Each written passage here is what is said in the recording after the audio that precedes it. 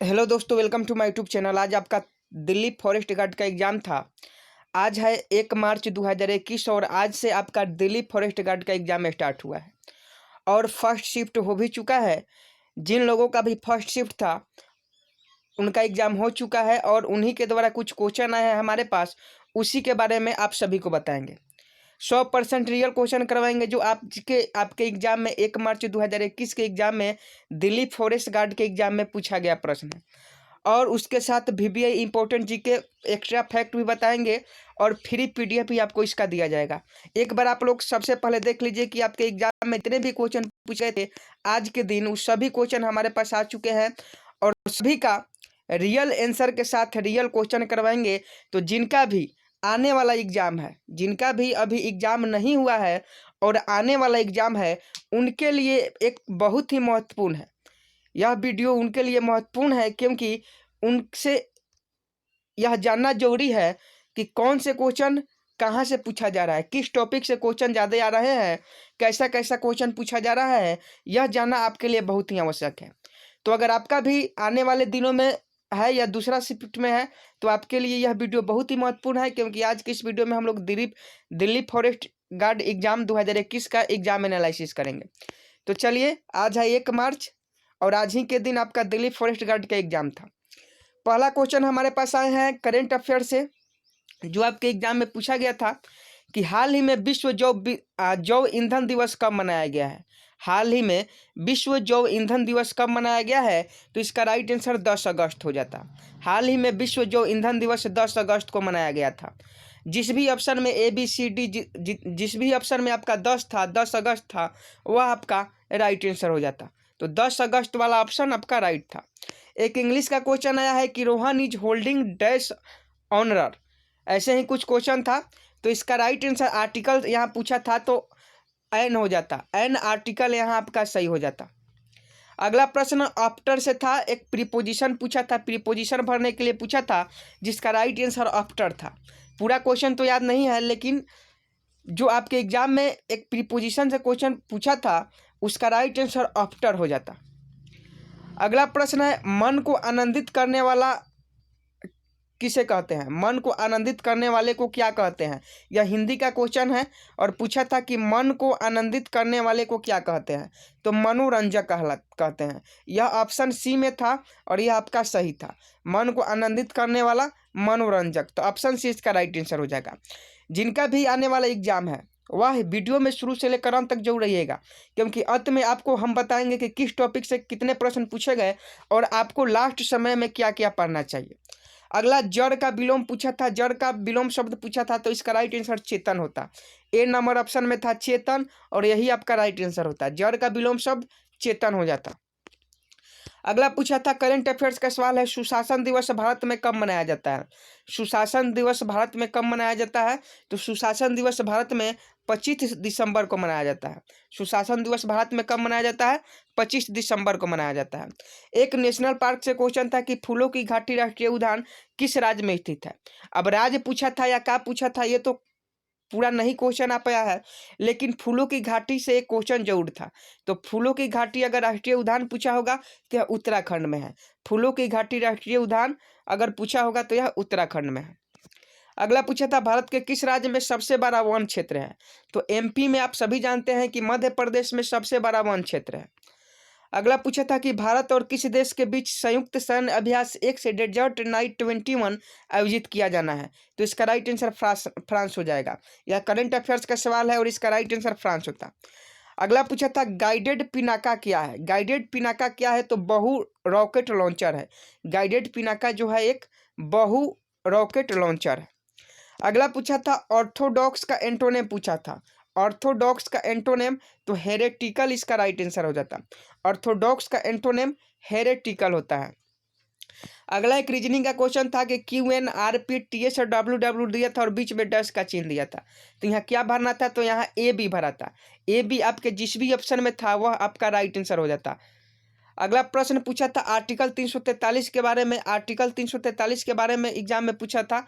तो आर्टिकल 343 आधिकारिक भाषा से संबंधित है, ऑफिशियल लैंग्वेज से आर्टिकल 343 संबंधित है। अगला पूछा था साइंस का कि ओजोन परत किस में स्थित है। तो स्ट्रेटोस्फीयर में। ओजोन परत ओजोन परत स्ट्रेटोस्फीयर में स्थित है। अगला पूछा था कि भारत का सबसे बड़ा डेल्टा गंगा डेल्टा। भारत का सबसे बड़ा डेल्टा गंगा डेल्टा, और यही आपके एग्जाम में ऑप्शन था, नहीं तो एक ऑप्शन सुंदरवन डेल्टा भी था।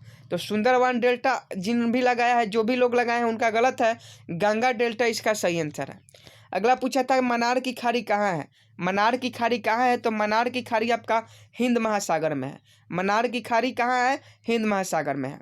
अभी तक वीडियो को लाइक नहीं किए हैं तो लाइक कीजिए, कमेंट कीजिए, और कुछ क्वेश्चन छूट जाए तो आप हमें कमेंट के द्वारा बता दीजिएगा। काउंटिंग ऑफ फिगर से एक प्रश्न था, और नो सूनर वाला एरर डिटेक्टिंग का क्वेश्चन था। नो सूनर से भी क्वेश्चन था इंग्लिश में। अगला पूछा था विद्युत उपकरणों में मिश्र धातु का उपयोग होता है। तो निकोम। विद्युत उपकरणों में मिश्र धातु का उपयोग होता है, तो निकोम। अगला पूछा था एलसीएम से क्वेश्चन थे, एचसीएफ से क्वेश्चन थे, परसेंटेज से क्वेश्चन थे, और वर्क एंड टाइम से क्वेश्चन थे। अगला करंट अफेयर्स का पूछा था ग्लोबल क्लाइमेट रिस्क इंडेक्स 2020 से पूछा था एक क्वेश्चन।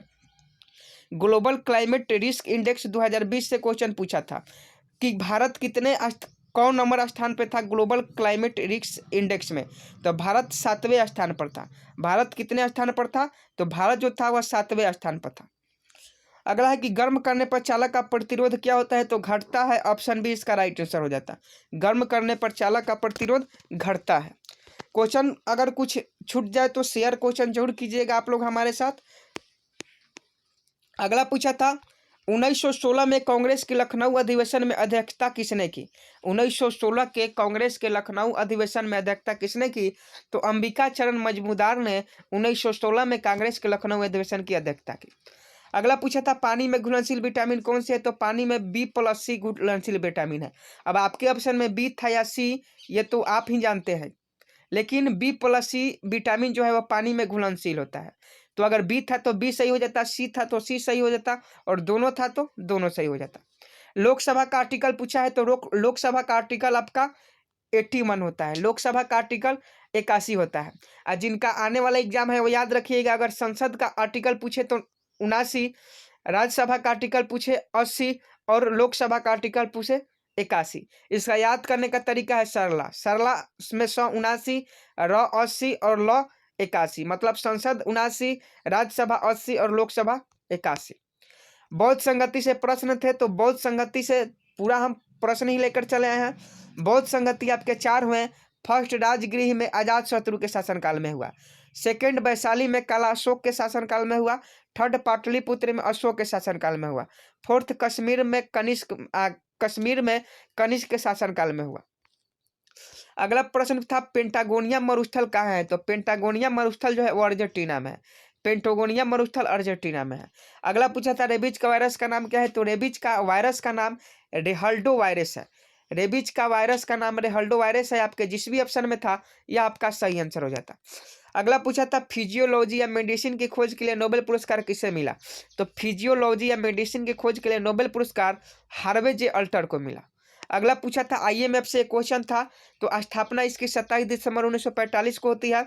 मुख्यालय इसकी 82 गठन है। सदस्य 189 देश है।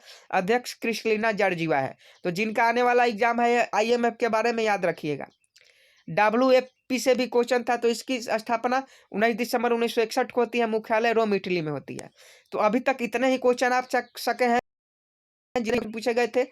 तक इतने ही क्वेश्चन हमारे पास आ चुके हैं। अगर कोई क्वेश्चन हमसे छूट जाता है तो आप कमेंट बॉक्स में कमेंट कीजिएगा कि सर ये क्वेश्चन छूट गया है, तो हम उस पर एक विशेष वीडियो बना देंगे।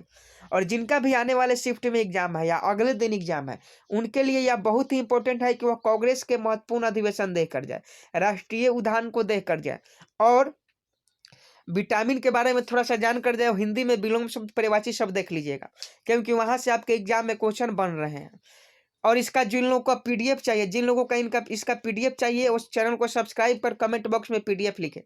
जिनको भी इस सारे क्वेश्चनों का पीडीएफ चाहिए वह चैनल को सब्सक्राइब कर कमेंट बॉक्स में पीडीएफ लिखे, ताकि उनको पीडीएफ हम दे सके। मिलते हैं नेक्स्ट वीडियो में सेकंड शिफ्ट का एनालिसिस लेकर। तब तक के लिए जय हिंद, जय भारत।